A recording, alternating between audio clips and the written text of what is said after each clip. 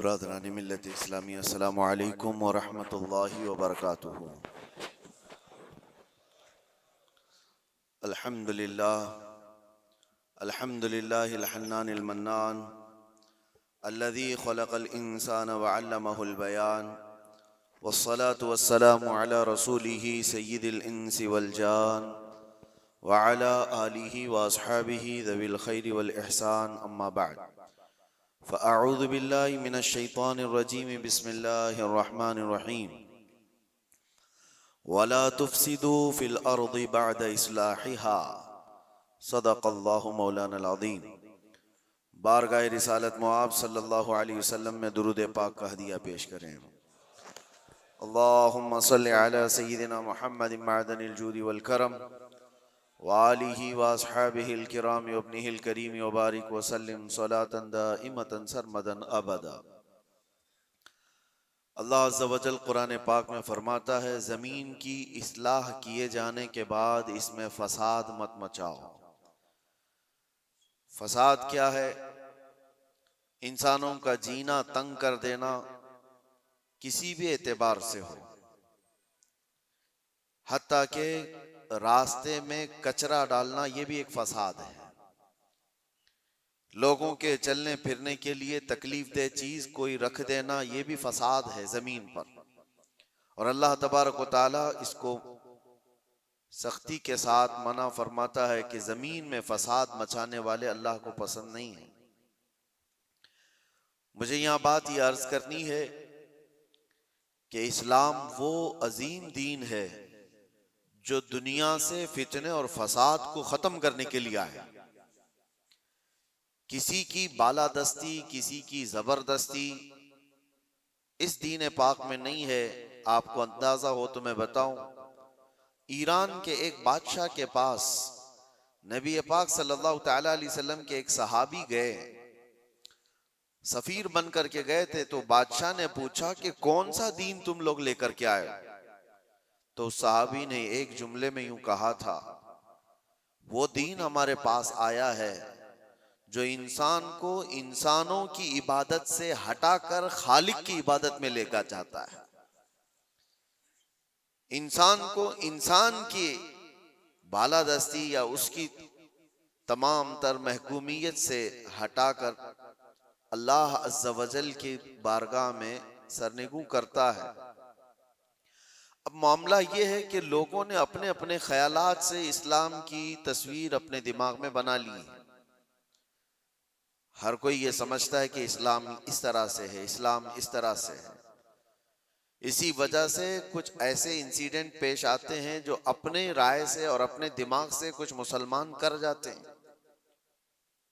एक बात याद रखें, वो इस्लाम नहीं हो सकता, किसी मुसलमान का काम हो सकता है। इस्लाम वही है जो रसूलुल्लाह सल्लल्लाहु तआला अलैहि वसल्लम से साबित हो और उनके सहाबा ने करके दिखाया हो, वही इस्लाम है। आज पूरी दुनिया जिस तरह से टारगेट पर रखी हुई है, ये मुसलमानों के कामों की वजह से, इस्लाम के तालीमात की वजह से नहीं। काश अगर वो इस्लाम की सच्चाइयों को पढ़े होते तो उन्हें अंदाजा होता कि इस्लाम ये है नहीं, लेकिन ये काम जो हो रहा है ये किसके थ्रू हो रहा है।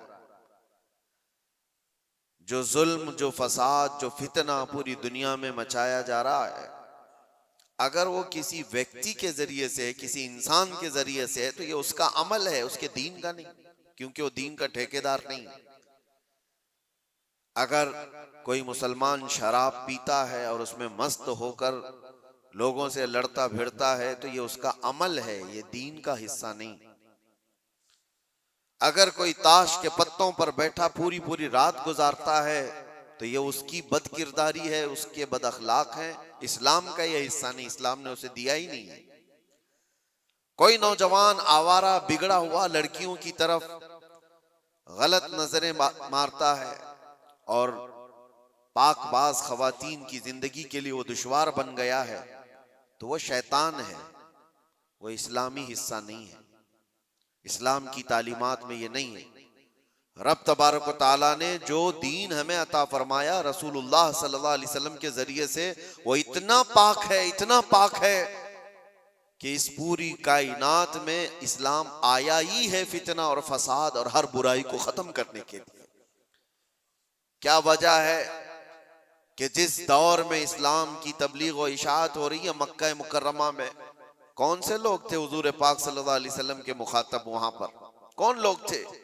वही लोग तो थे जो शराब नोशी में फख्र करते थे, जुआबाजी उनका शियार था, औरतों को बाजारों में लाकर नीलाम कर देते थे, बच्चियां पैदा हो तो गर्दन मरोड़ कर दफन कर देते थे। ये वही लोग तो थे उस वक्त। लेकिन नबी मुहतरम सल्लल्लाहु ताला अलैहि वसल्लम की तबलीग और इशाअत के बाद एक एक बुराई का खात्मा हुआ या नहीं, पूरी तारीख इसकी गवाह है। एक एक बुराई खत्म होती चली गई। जिस मक्का में पैदा होने वाली बच्ची का गला घोंट करके दफन कर दिया जाता था, उसी मक्का से मेरे आका ऐलान फरमा रहे हैं औरतों के हुकूक के मुताल्लिक कि औरत अगर तुम्हारी एक बेटी हो, उसकी परवरिश करके तुमने सही जगह उसको शादी करके दे दिया, तो हुजूर फरमाते मेरी शफाअत उस पर वाजिब है, मैं उसे जन्नत में ले जाने की जमानत देता हूं। बेटी का हक ये बताया उसी मक्का मुकर्रमा में जहां लोग अपनी माँ और अपनी बहनों को बाजारों में नीलाम कर देते, मेरे आका सल्लल्लाहु अलैहि वसल्लम ने इस बुराई का खात्मा फरमाया। इरशाद क्या फरमाया कि अल जन्नतु तहत अक़दामिल उम्महात। तुम क्या समझते हो औरतें बाजारों की जीनत हैं? तुम्हारी अगर माँ है तो उसके कदमों में तुम्हारी जन्नत है, बहन है तो तुम्हारे हक में उसकी दुआएं कबूल है, बीवी है तो उसको एक लुकमा खिलाना सदक़े का सवाब है। औरतों के हुकूक बयान किए। जहां बच्चों पर जुल्म होता था, नबी मुहतशम सल्लल्लाहु ताला अलैहि वसल्लम ने उसको खत्म फरमाया। बूढ़ों के लिए, बेवाओं के लिए, बेवाओं को तो माशरे में रहने नहीं दिया जाता था, उनके लिए अलग बस्तियां हो जाती थी। शगुन अब शगुन ये भी हमारे इलाके में भी पाए जाते हैं सब चीजें।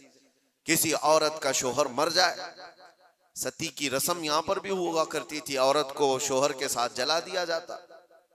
मगर नबी करम सल्लल्लाहु ताला अलैहि वसल्लम ने बेवा औरत के हुकूक को सिर्फ बढ़ाया नहीं, आपने जितने निकाह फरमाए सिवाय उम्मुल मोमिनीन आयशा सिद्दीका के, ये सारी बीवियां आपकी बेवा ही हैं।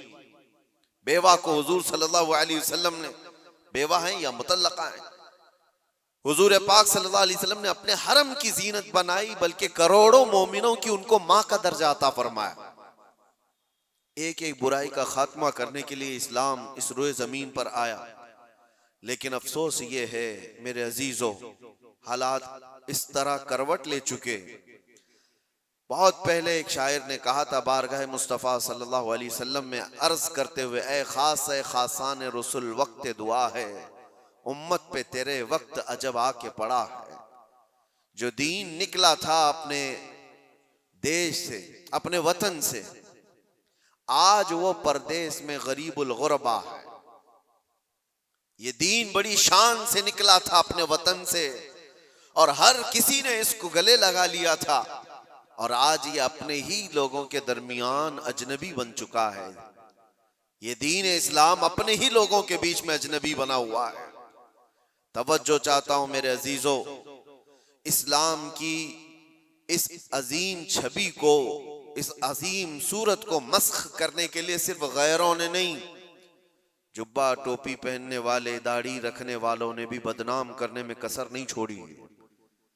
आज हिंदुस्तान ही नहीं पूरी दुनिया जिन मजाहिर को देख करके खौफजदा होती, जिसको दहशत गर्दी कहा जाता है। दहशत ये एक वर्ड है, दहशत डर को कहते हैं, खौफ पैदा करना। मतलब मैं अगर चंद बच्चों को सामने लेकर के तलवार दिखा दूं, आग लगा करके दिखा दूं, तो बच्चों के दिलों के अंदर खौफ आएगा। इसको कहते हैं डर पैदा करना, यही वर्ड है दहशतगर्दी। इसी को आतंकवादी कहा जाता है, आतंकवाद भी इसी को कहा गया कि डर पैदा करना लोगों के दिलों के अंदर। टेररिज्म उसको इंग्लिश में, कि लोगों को खौफ का माहौल बना करके रखना, कि डरते रहे लोग। क्या ये इस्लाम का हिस्सा है? लोगों के अंदर डर पैदा करना, खौफ पैदा करना। मैं तुम्हें बताता हूं, आम लोगों की बात तो छोड़ो, रब तबारक व तआला अपने हबीब सल्लल्लाहु तआला अलैहि वसल्लम को क्या फरमाता है? फदक्किर इन्नमा अंत मुदक्किर लस्त अलैहिम बिमुसैतिर। ऐ रसूल, आप इनको सिर्फ वाज़ो नसीहत करें, आपको इसीलिए भेजा गया है। नबी पाक सल्लल्लाहु तआला अलैहि वसल्लम को रब तबारक व तआला ने यह फरमाया, फबिमा रहमतिन मिनल्लाहि लिंत लहुम वलौ कुंत फज़्ज़न गलीज़ल क़ल्बि लनफ़ज़्ज़ू मिन हौलिक। ऐ रसूल, आपके दिल की नरमी है कि ये लोग आपके इर्द गिर्द हैं, अगर आप सख्त लहजा इस्तेमाल करेंगे तो ये सारे लोग दूर हो जाएंगे। किसके लिए अल्लाह फरमा रहा है? रसूलुल्लाह के लिए, कि सख्त लहजा इस्तेमाल ना करें। जुबान का सख्त लहजा इस्तेमाल करने को मना किया गया कि लोग बिखर जाएंगे।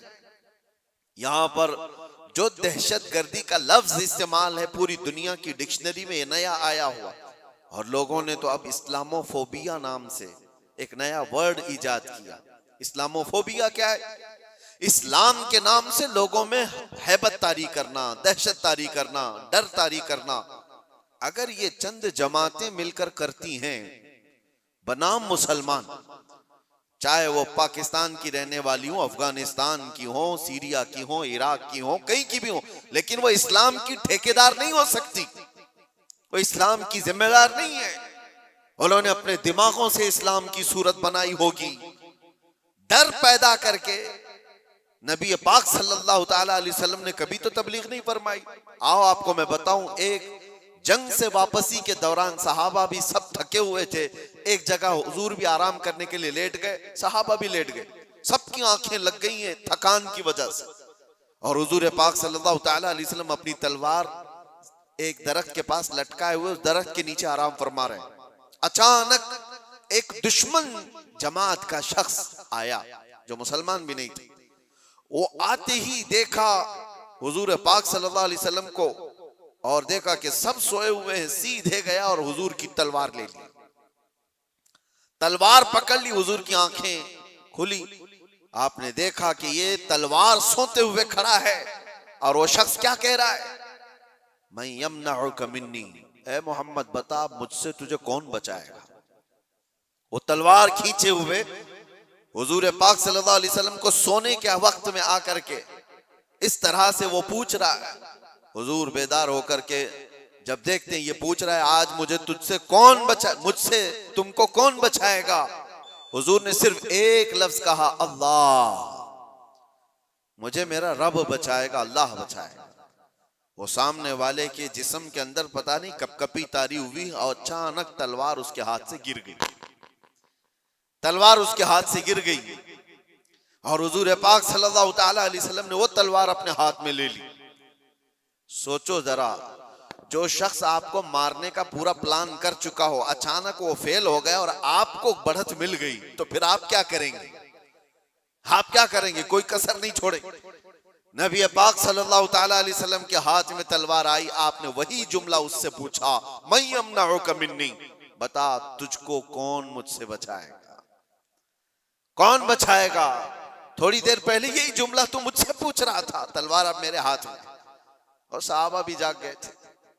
वो शख्स सिर्फ इतना कहता है, अंत करीम बिन करीम, तुम शरीफ के बेटे शरीफ हो।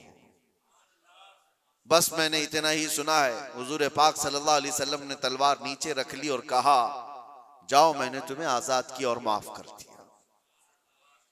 सख्ती के साथ जो तलवार उठाया है, दुनिया का तो दस्तूर है, लड़ाई उसके साथ होती है जो आपसे लड़ने आया हो।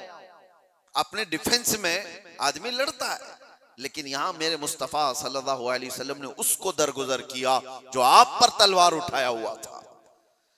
चाहते तो डर सुनाते, टुकड़े करके उसकी कौम के पास भेजते और दहशत फैला दी जाती कि डरो कि जो भी इस तरफ आएगा उसकी हालत ये कर दी जाएगी। नागुज़ेर हालात जब पैदा हुए तब जंगें हुई हैं, बहुत ऐसी हालतें आ गई हैं कि जीना तंग कर दिया गया है, तब जंगें हुई हैं।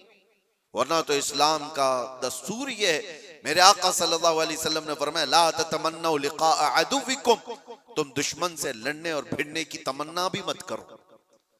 जंग की तमन्ना करना भी जायज नहीं। हुजूर पाक ने फरमाया, हाँ ऐसी सूरत पैदा हो गई तुम्हारे ऊपर, तब वो जंग के नागुज़ेर हालात में कहा गया, लेकिन आज जो हालात पेश आए हैं, आप अंदाजा कर सकते हैं। दहशत का लफ्ज हमारे साथ जो जोड़ा गया है, आतंक का लफ्ज या टेरर का लफ्ज जो जोड़ा गया है, चंद लोगों के अमाल हो सकते हैं, ये इस्लाम का हिस्सा नहीं हो सकता। जिस तरह से अभी हमारे मुल्क में दिल्ली में जो ब्लास्ट हुआ, किन लोगों ने किया? शुरुआती तहकीकात में जो नाम पेश किए जा रहे हैं मुसलमानों के नाम। कौन से मुसलमान हैं ये लोग? क्या चाहते थे और इससे हासिल किसका फायदा हुआ? मुझे कोई भी सेंस रखने वाला मुसलमान हो, कोई भी बताए। ये बात इसलिए मैं अर्ज कर रहा हूं कि आज बहुत सारे नौजवान जज्बाती हो गए और कुछ लोगों की वजह से, यानी कुफार और मुशरिकीन की तकालीफ की वजह से वो सोचते हैं ऐसे कदम उठा लेना चाहिए। मैं उनसे कहता हूं, एक बात याद रखना, एक्सट्रीमिज्म, शिद्दत पसंदी, दूसरी शिद्दत पसंदी को जन्म देती है। ऐसा नहीं कि तुम तशद्दुद करोगे तो सामने वाला तशद्दुद नहीं करेगा। तुम एक करोगे, सामने दो करने वाले होंगे। तुम दो करोगे, चार की शिद्दत और हो जाएगी। ये हल नहीं है दुनिया में।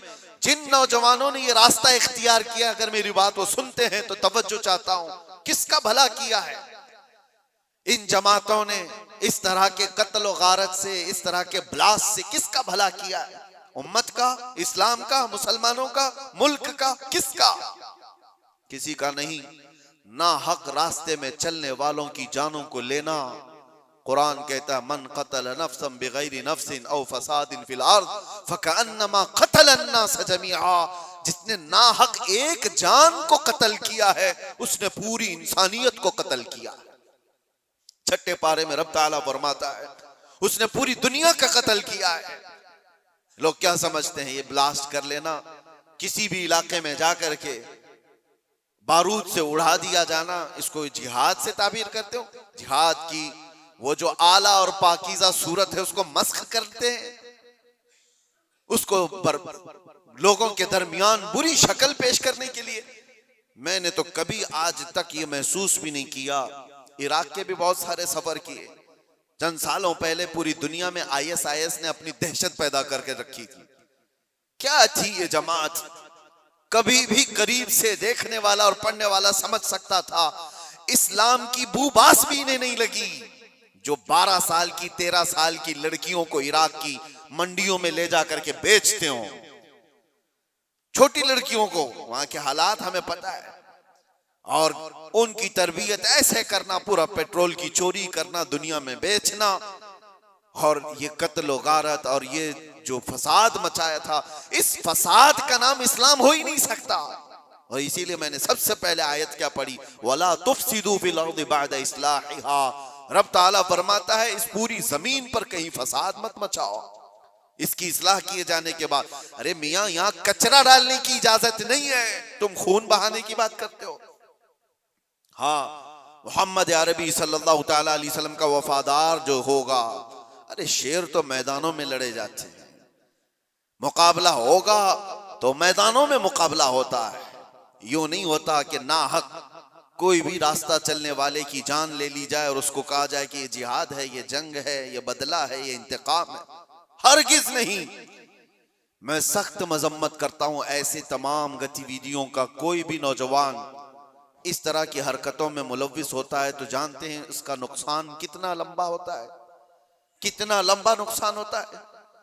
उन जालिमों ने जो कुछ भी किया, चंद महीनों पहले कश्मीर में जो हुआ था, पहलगाम में चुन चुन करके जिन लोगों को मार दिया गया था, वो जो सैरो सियाहत के लिए गए थे, वो किसके दुश्मन थे? किसके दुश्मन थे? जिनको उन्होंने पकड़ पकड़ करके नाम पूछ करके मारा, वो किसके दुश्मन थे? क्या इस्लाम के दुश्मन थे, मुसलमानों के दुश्मन थे, या तुम्हारे कुरान हदीस किसी की दुश्मनी की थी जिनको पकड़ के मारा गया? क्या इस्लाम में इस बात की इजाजत है कि कहीं पर भी कोई घूमने आए और उसको मार दिया जाए? उन जालिम कुत्तों ने जिन लोगों को मारा, उसके बाद जो दहशत फैलाने की कोशिश की, उसका असर क्या होता है दुनिया में और दूसरी जगहों पर? गैर मुस्लिमों के पास यही मैसेज जाता है कि ये इस तरह तन्हा पाकर कहीं पे भी कत्ल कर सकते हैं। पूरे मुसलमानों को उन्होंने खतरे में डाला। आज जो हुआ इसका भी असर वही होगा जो 9/11 के बाद हुआ था। आपको पता है 2001 में अमेरिका के अंदर जो बिल्डिंगें गिरा दी गई थी जिसमें 3000 लोग करीब मारे गए थे, वर्ल्ड ट्रेड सेंटर पर जो हमले हुए थे, उसकी तहकीकात हुई। उसके बाद फिर कई सालों के बाद अफगानिस्तान से जिम्मेदारी कबूल की एक जमात ने कि इसको हमने किया, लेकिन उसका असर क्या हुआ जानते हैं? तकरीबन 11-12 साल तक उस शहर में ऐसे हालात हो गए थे कि मुसलमानों का जीना तंग हो गया था।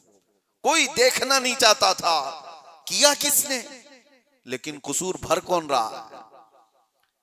इसलिए मेरे अजीजों, कोई एक नौजवान अगर ऐसी हरकत करता है, अभी जैसे तहकीकात में ये बात आती है कि ये डॉक्टर पेशे से ताल्लुक रखने वाले लोग थे, शुरुआती तहकीकात ये बता रही है कितना अजीम पेशा था जिसको इख्तियार किया गया। ये बातें मैं इसलिए कह रहा हूं कि बहुत सारी जगहों पर हो सकता है कि पॉलिटिकल बनाया गया हुआ कई जगहों पर होता है, लेकिन मैं ये जानता हूं ये चीजें जो ये हरकतें हुई हैं, रियल कुछ लोग इसमें मुलव्विस होते हैं, क्योंकि जेलों में मैंने देखा है पुलिस एटीएस सबको यूं ही उठा करके नहीं भर देती, इनके हालात होते हैं, हमने खुद देखा है, इनसे बात भी किया है। एक बात मैं आपको बता देता हूं, पुलिस से तो वो अपना जुर्म छुपा सकता है, कैदियों में आपस में तो अपना जुर्म बताता ही है, क्या क्या किया था हमें पता है, क्या क्या प्लानिंग किए जाते थे। पहले हम भी यही समझते थे कि ये सारा का सारा फेक होता है, मुसलमानों को फंसाने के लिए किया जाता है। नहीं, सब फेक नहीं होता, कुछ मुलव्विस होते हैं, प्लानिंग में इस तरह के शरीक होते हैं। अब मैं नहीं जानता कि वो किस तरह के मुसलमान हैं जो इन चीजों में मुलव्विस हो जाते हैं, उनको कौन डाइवर्ट करता है, कौन फंडिंग करता है। ये सब हुकूमत के और डिपार्टमेंट के काम है कि इन लोगों को अमन को नुकसान पहुंचाने वाली ऐसी हर चीज को वो रोकें। इसका असर अब क्या होगा? क्या हमारे बच्चे जो डॉक्टर बनना चाहते हैं वो किसी भी कॉलेज या यूनिवर्सिटी में जाएं तो क्या उनको शक की नजर से नहीं देखा जाएगा? ये भी डॉक्टर बनकर के कहीं ऐसा ब्लास्ट तो नहीं करना चाहता है? उन जालिम कुत्तों ने अपनी हरकतों से कितने बच्चों की जिंदगी को दांव पे लगाया है, और फायदा किसका किया है? किसका फायदा किया? मैं महसूस करता हूं मेरे अजीजों, ये अगर इस्लाम का नाम लेकर के या बदला लेने की बात करके इस तरह की हरकत करते हैं तो आपको अंदाजा है कल अगर उस इलाके में मैं होता या आप भी होते तो भी उड़ गए होते ना, मर गए होते हैं। उन्होंने किसी को नहीं देखा है कि चलने वाला कौन है, क्या है। क्या यही इस्लामी जंगों का निजाम है? क्या ये रसूलुल्लाह सल्लल्लाहु तआला अलैहि वसल्लम की तालीमात का कोई एक हिस्सा है? सुनो, मेरे आका सल्लल्लाहु तआला अलैहि वसल्लम प्रॉपर जंग में भी जब भेजते थे तब भी सहाबा को फरमाते थे, रास्ता चलते हुए कोई बैठा हुआ आदमी हो तो उसकी तरफ तलवार नहीं उठाना। मेरे आका सल्लल्लाहु अलैहि वसल्लम, ये तो जंग की हालत भी नहीं है अभी हमारी, कहीं जंग की हालत में है हम लोग? जंग की हालत में नहीं, प्रॉपर जंग जहां हो रही होती वहां के लिए भी मेरे आका फरमाते कि वहां के बूढ़ों के साथ कोई बदतमीजी ना हो, औरतों के साथ लड़ाई ना हो, हामिला औरत है तो उसको छुआ ना जाए, उनको कैदी नहीं बनाया जाए। और ये तो छोड़े, नबी पाक सल्लल्लाहु अलैहि वसल्लम अपने सहाबा को जब भेजते तो ये भी तालीम देते कि जिस इलाके में जा रहे हो उनकी जो भी इबादत गाह है, इबादत गाह को तोड़ फोड़ नहीं करोगे, वहां के दरख्तों के पत्ते नहीं उखाड़ोगे, जो तुमको मारने की कोशिश किया उसके साथ तुम्हारी लड़ाई होगी। ये निजाम था। और यहां बैठे बैठे किसी को उड़ा देना, इस्लाम से कोई, मेरी इन बातों को कुछ लोगों तक मुझे पता है पहुंचती होंगी और वो शिद्दत पसंदी में कहते हैं कि शायद ये भी यहाँ की मसलहत पसंदी और हिकमत पसंदी के एतबार से बात कर रहे होंगे। हमको ये सारी मसलहत पसंदी की जरूरत भी नहीं, हम किसी की जी हुजूरी करने के लिए बात नहीं कर रहे हैं। हम बात इसलिए कर रहे हैं कि मेरे दीन पर जब कभी धब्बा लगने की सूरत आए तो हम चीख करके बोलेंगे, चाहे वो हमारे अंदर मौजूद कोई मुनाफिक हो उसको भी पकड़ करके हम बेनकाब करेंगे कि इसका ताल्लुक मेरे मुस्तफा की जात से हो ही नहीं सकता। इसलिए हमें बोलना जरूरी है, चाहे वो इस्लामी नाम से कोई मुल्क भी हो, पाकिस्तान, अफगानिस्तान, इराक, शाम, कहीं पर भी पनपने वाले, हम सबसे पहले टटोल करके देखेंगे। तुम्हारे चेहरे को देखकर, तुम्हारी दाढ़ी को देखकर, तुम्हारे जुब्बे कुब्बे को देखकर, तुम्हारे निजाम हुकूमत को देखकर हम ये नहीं समझ लेंगे कि ये खलीफा आ गया है, ये इस्लाम का बोलबाला आ गया है। सबसे पहले हम टटोल करके देखेंगे कि इसकी सीरत सिद्दीक अकबर से मिलती है या नहीं, फारूक आजम से मिलती है या नहीं, उस्मान और अली से मिलती है या नहीं, इसकी तालीमात में मेरे मुस्तफा का इश्क झलकता है या नहीं। अगर नहीं झलकता, हम अपनी ठोकर पर उसको रखते हैं, चाहे वो कितनी ऊंची पगड़ी पहनता हो। हाँ, अगर मेरे मुस्तफा का वफादार है तो किसान का बच्चा भी हो तो हमारे सर का ताज। मेरे अजीजों, बस मैं ये बात इसलिए अर्ज कर रहा हूं कि लोगों ने जो शक्ल बिगाड़ने के लिए कोशिशें की हैं, आप सबकी भी जिम्मेदारी है। आप जानते हो, मैंने कैद की हालत में देखा था कुछ वो लोग जो सिर्फ और सिर्फ सोशल मीडिया पर ऐसे एक्टिव थे कि उनको सारी खबरें मालूम थी, कहां क्या क्या हो रहा है। मतलब दूसरे मुल्कों में जो ये टेरर एक्टिविटीज हो रही हैं, सारी चीजें, और वो बंद भी हैं, कैद भी हैं, बहुत सारे ऐसी सारी चीजें मैंने देखा। तो इन चीजों में तुम्हें किसने हुक्म दिया है? अल्लाह ने, रसूलुल्लाह ने, कि तुम ये सारी चीजें करते रहो। नौजवानों, सोशल मीडिया तुम्हारे हाथ में है तो इसका इस्तेमाल भी सही अंदाज से करो, सही तरीकों से करो। जबरदस्ती ऐसे स्टेटस लगाना जो किसी दूसरे के अंदर दहशत पैदा करे, डर का माहौल पैदा करे, हराम है। एक स्टेटस की बात कर रहा हूं। तुम अगर अपनी जात से लोगों को डराते हो तो ये हराम काम कर रहे हो। वजह यह है कि लोग सिर्फ और सिर्फ तुमसे नहीं डरेंगे, पूरे इस्लाम से वो डरने लग जाएंगे, वो मोहम्मद अरबी सल्लल्लाहु तआला अलैहि वसल्लम की तालीमात से डरने लग जाएंगे। माहौल तो ये पैदा करो कि लोगों ने प्रोपेगेंडा फैलाया था मदीने में, कुफार और मुशरिकीन ने, कि मुसलमान ऐसे होते हैं, वैसे होते हैं। एक औरत आई अबू बकर सिद्दीक रज़ियल्लाहु तआला अन्हु के पास, यहूदी औरत, कहा मुझे बहुत डर लगता है। डर किसने पैदा किया था? मुसलमानों ने नहीं, कुफार और मुशरिकीन ने प्रोपेगेंडा फैलाया था। यहूदी और डर के मारे आई सिद्दीक अकबर के पास, कहती है मुझे मदीने में नहीं रहना, यमन जाना है मेरे रिश्तेदारों के पास, मुझे अमन के साथ भेज दिया जाए। हजरत अबू बकर सिद्दीक ने एक ऊंटनी मंगवाई, 2 जवान सहाबा को बुलाया और कहा इस खातून को सही सलामत यमन तक पहुंचा के आओ। औरत बैठ गई, वो सोचती रही ये 2 नौजवानों को मेरे साथ कर दिया गया, पता नहीं रास्ते में ये क्या कर डाले। अल्लाहु अकबर, तारीख बताती है वो 2 नौजवान सहाबी चलते रहे, वो खातून बैठी रही। जब जब कोई चौकी आती, लोग पूछते कौन है, कहां से है, क्या है, वो नौजवान सिर्फ इतना ही कहते सिद्दीक अकबर की मेहमान है, यमन जा रहे हैं और हम सफीर हैं और इनकी हिफाजत के लिए चल रहे हैं। पूरे यमन तक का रास्ता तय हो गया। वो खातून कहती एक नौजवान भी मेरी तरफ निगाह उठाकर नहीं देखा। सही सलामत पहुंचने के बाद वो खातून अपने रिश्तेदारों को जमा करती है और कहती है मैं तो डर के मारे मदीने से भाग कर आई थी, मुझे खबरें इसी फैलाई गई थी, मुझे डर था, एक दहशत का माहौल था, मैं अपने रिश्तेदारों में आई थी, लेकिन सबसे मैं ये ऐलान करती हूं कि मैं वापस मदीने जा रही हूं, इसलिए कि उससे ज्यादा अमन मुझे और कहीं नहीं लगता जो मेरी इज्जत की हिफाजत करे। ये माहौल पैदा करो नौजवानों, माहौल तो ये पैदा करो कि लोग तुम्हारा इस्तकबाल करें। आज लोग तुम्हें अपने मोहल्ले में घर देने से डरे नहीं कि इनको घर देंगे तो पता नहीं ये क्या कर डालेगा, गंदगी कर डालेगा, घूर घूर करके लोगों को परेशान कर डालेगा। ये तो दहशत पैदा करने वाला माहौल है, क्यों नहीं दिया जाता? डर का माहौल पैदा करने की बजाय अमन का माहौल ऐसा पैदा करें, मोहब्बत का माहौल ऐसा पैदा करो कि लोग तुम्हारा इस्तकबाल करें। आपको पता है 19 साल के मोहम्मद बिन कासिम को हिंदुस्तान में जब वो पहले कदम रखा था, अपने इलाके के इलाके दिए थे और कहा था ऐ नौजवान तू अपनी हुकूमत चला, हम तेरे पीछे चलने को तैयार हैं। अखलाक देखा था, किरदार देखा था, औरतों की हिफाजत करने वाले जवान को देखा था तो दुनिया कदमों में थी।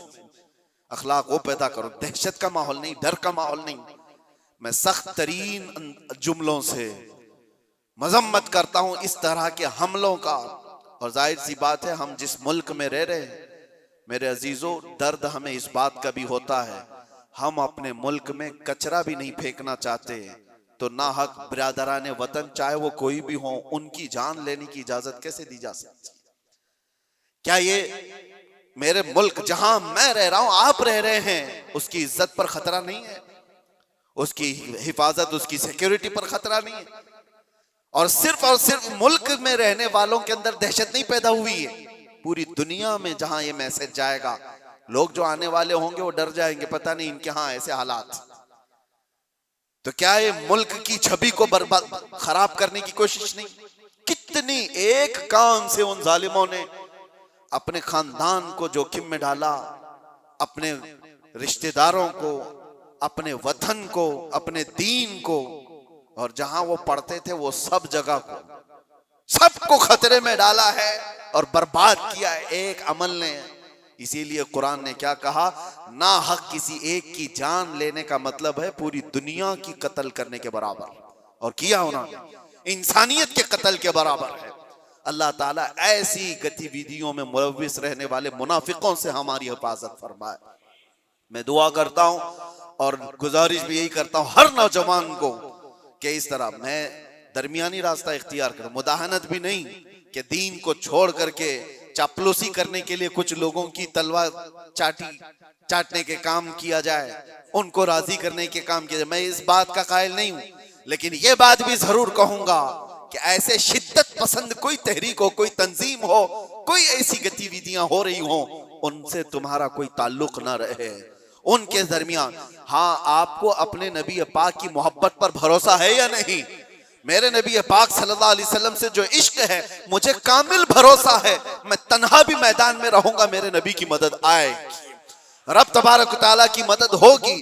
जब हमें ये यकीन है अल्लाह हमारे साथ है, रसूलुल्लाह की मोहब्बत हमारे साथ है, हमारा चलना फिरना ही रास्ते में काफी हो जाया करता है। इसीलिए मेरे अजीजों, मोहब्बत रसूल पर भरोसा रखो, अल्लाह की जात पर यकीन रखो, हालात यूं ही अच्छे हो जाएंगे। अल्लाह करीम हम सबको इस मुल्क के अमन व अमान अता फरमाए, और बरकतों वाला और खुशहाली वाला, अमन व अमान वाला मुल्क हमें अता फरमाए। जालिमों के जुल्म से और नजर बद से अल्लाह ताला हम सब की हिफाजत फरमाए, और मोमिनीन के दरमियान, हमारी जमात के दरमियान जो छुपे हुए गद्दार मुनाफिकीन हैं, अल्लाह तबारक व तआला उनको बेनकाब फरमाए और उनको कैफर किरदार तक पहुंचाए। व आखिरु दावाना अनिल हम्दुलिल्लाहि रब्बिल आलमीन। अस्सलामु अलैकुम।